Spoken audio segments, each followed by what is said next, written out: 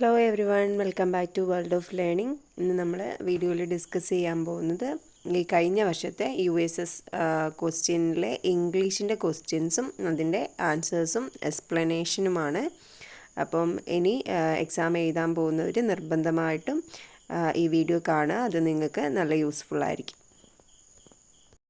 നിങ്ങൾക്കറിയാം USS ക്വസ്റ്റ്യൻസിന് 15 questions ആണ് ഇംഗ്ലീഷിൻ്റെ പാർട്ടിൽ നിന്ന് ഉണ്ടാവുക. അതിൽ കോംപ്രഹെൻഷൻ ക്വസ്റ്റ്യൻ എന്ന് പറയുന്നത് കമ്പൽസറി ആയ ക്വസ്റ്റ്യൻ ആണ്.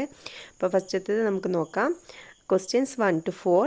Read the following passage and answer the questions below, choosing the right one from the options given. Cat, Alice and Debbie are planning a dinner party. They think of serving appetizers to the guests before dinner is served. They decide to buy cheese for this. What kind of cheese should we buy? Cat asked Alice and Debbie. Good question, says Debbie. I don't know much about cheese. She turns to Alice. What about you, Alice? Do you know which cheese we should buy? No, sorry, says Alice. I don't know much about cheese either. Let's go look at the cheese. Then maybe we can make a decision, says Cat. The three girls walk through the store in search of the dairy section. They turn down the aisle and stop in front of the cheese. There are so many different kinds, says Cat. Which one looks good to you? You two? I like how Swiss cheese looks. It has lots of holes in it, Alice says. I like Colby Jack. I like it because it has both orange and white colors, Debbie says. I like blue cheese, Cat says. I like it because it smells strong. Well, which kind of cheese should we buy? Alice asked. Let's get all three of them, Debbie says. While reading the paragraph, you should understand that it is a discussion between the friends and about the cheese. They are going to the market and they are getting ready to buy the cheese and there is a discussion. So അവിടെ ഒരു സംഭാഷണമാണ് നടക്കുന്നത്. ഏത് ചീസാണ് select ചെയ്യേണ്ടതെന്നുള്ള സംഭാഷണം. ഇനി നമുക്ക് ക്വസ്റ്റ്യൻസിലേക്ക് പോവാം. First question, do you know which cheese we should buy? Who said this to who? Options: Cat asked Alice, Debbie asked Alice, Alice asked Debbie, Debbie asked Cat. ഒന്നുമില്ല, നല്ല ക്ലിയർ ആയിട്ട് നമുക്ക് എന്ത് ചെയ്യാൻ പറ്റും? പാരഗ്രാഫ് നോക്കിയിട്ടുണ്ടെങ്കിൽ തന്നെ അതിൻ്റെ ഉത്തരം കിട്ടുന്നതാണ്. ആസ്ക്ഡ് എന്നുള്ളതിൻ്റെ മീനിങ് അറിഞ്ഞാൽ മാത്രം മതി. എന്താണ്? ക്യാറ്റ് ആലീസിനോട് ചോദിച്ചു, ഡെബി ആലീസിനോട് ചോദിച്ചു, ആലീസ് ഡെബിയോട് ചോദിച്ചു, അല്ലെങ്കിൽ ഡെബി ക്യാറ്റിനോട് ചോദിച്ചു. ആൻസർ എന്താണ്? Debbie asked Alice. സോ നമുക്ക് സെക്കൻഡ് ക്വസ്റ്റ്യനിലേക്ക് പോവാം.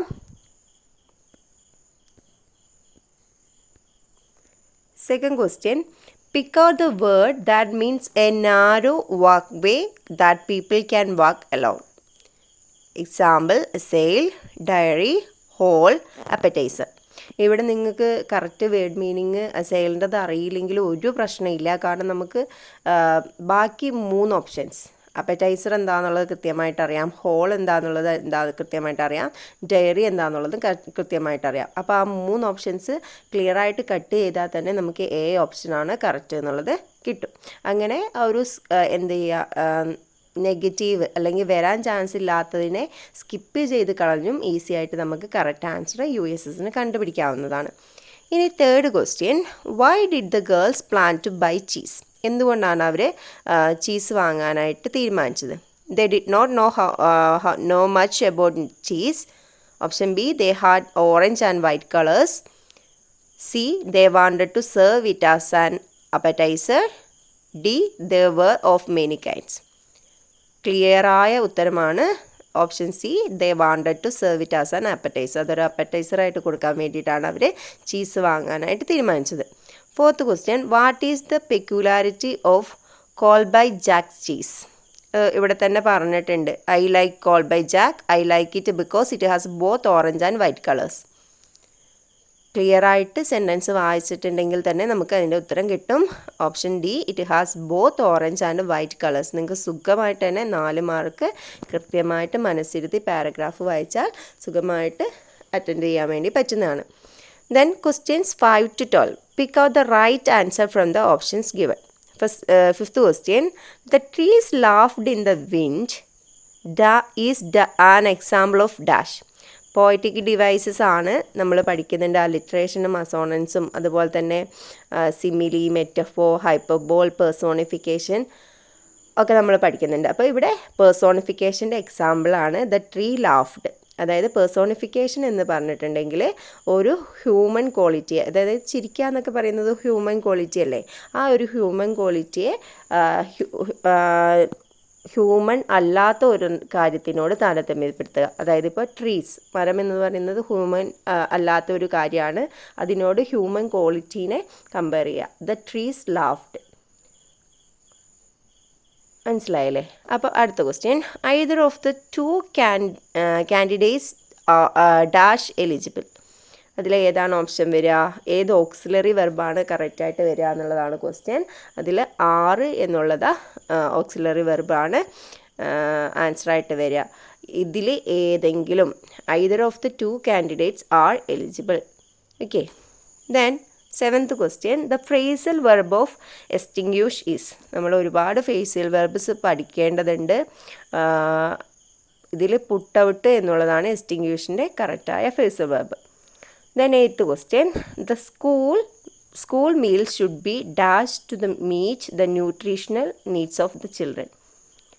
Options best, worth, adequate, quite. ഇവിടെ ആപ്റ്റായ വേർഡ് എന്ന് പറയുന്നത് adequate ആണ്. 9th question. I saw a dash of fish near a beach. ഇത് കളക്റ്റീവിനാണ് അതുപോലെ യൂസ് ചെയ്യേണ്ടത്. First one colony, B gang, C folk, D school. School of fish, ഫിഷിൻ്റെ കളക്റ്റീവിനെന്ന് പറയുന്നത് സ്കൂളാണ്. Then 10th one. This is the place dash I saw him yesterday. Relative pronoun ആണ് ഇവിടെ use ചെയ്യേണ്ടത്. ഏതാണ് പ്രോപ്പറായിട്ടുള്ള റിലേറ്റീവ് പ്രോണൗൺ എന്നുള്ളത് നോക്കുക. Which, whom, where, what. പ്ലേസിനെ കാണിക്കാൻ വേണ്ടിയിട്ട് ഉപയോഗിക്കുന്ന relative pronoun വേറാണ്.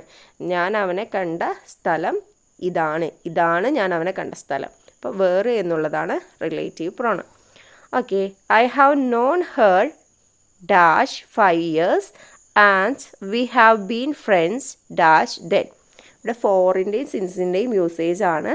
I have know her for 5 years and we have been friends friends since then. അപ്പോൾ തൊട്ട് ഞങ്ങൾ എന്താണ്? ഫ്രണ്ട്സ് ആണ്.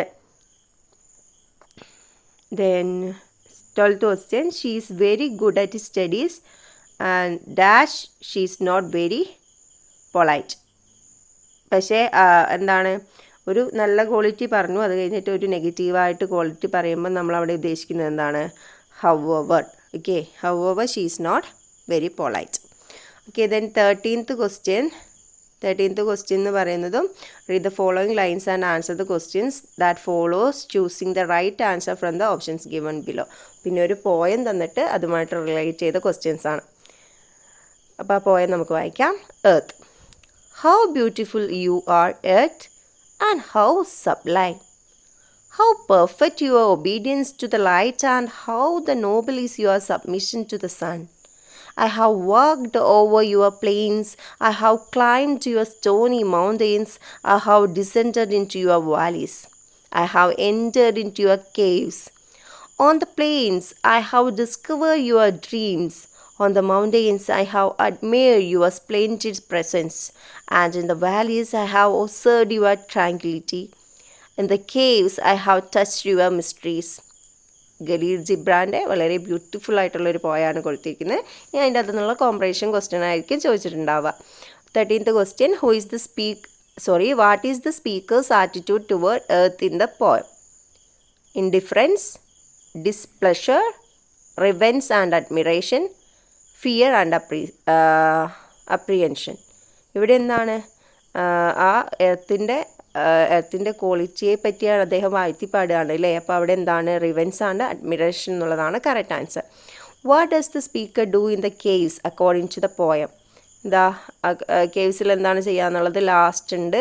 In the caves I have touched your mysteries. Touches yes mysteries is the right answer. 15th one, in the poem where does the speaker observe Earth's tranquility? എവിടെയാണ് എർത്തിൻ്റെ tranquillity poet observe ചെയ്യുന്നത്? Mountains, plains, caves, valleys. അതും ക്ലിയറായി തന്നെ കൊടുത്തിട്ടുണ്ട്. In plains I have discovered your dreams and in the valleys I have observed your tranquillity. Clear ആയിട്ട് തന്നെ കൊടുത്തിട്ടുണ്ട്. അപ്പോൾ ഇംഗ്ലീഷിൻ്റെ കാര്യത്തിൽ USS എക്സാമിന് ഒരു ടെൻഷനും വേണ്ടല്ലോ, വളരെ ഈസി ആയിട്ട് നിങ്ങൾക്ക് 15 മാർക്സ് സ്കോർ ചെയ്യാൻ പറ്റും. ഇതിൽ നിങ്ങൾ മേജറായിട്ട് പഠിച്ചിരിക്കേണ്ട ഈ ക്വസ്റ്റ്യൻ പേപ്പർ വെച്ചിട്ട് അനലൈസ് ചെയ്യുമ്പോൾ മേജറായിട്ട് പഠിച്ചിരിക്കേണ്ട കാര്യങ്ങളെന്ന് പറയുന്നത് എന്താണ്? ഫ്രേസൽ വെർബ്സ് വളരെയധികം പഠിക്കുക, അതുപോലെ തന്നെ കളക്റ്റീവ് നൗൺസ്, അതുപോലെ തന്നെ റിലേറ്റീവ് പ്രൊനൗൺസ്, അതുപോലെ തന്നെ പ്രിപ്പോസിഷൻസ് ഇൻ, ഓൺ, അണ്ടർ, അതുപോലുള്ള പ്രിപ്പോസിഷൻ കാര്യങ്ങൾ. ഇതൊക്കെ തന്നെ നിങ്ങൾ ക്ലിയർ ആയിട്ട് പഠിച്ചിട്ടുണ്ടെങ്കിൽ നിങ്ങൾക്ക് മാക്സിമം മാർക്ക് സ്കോർ ചെയ്യാനായിട്ട് പറ്റും.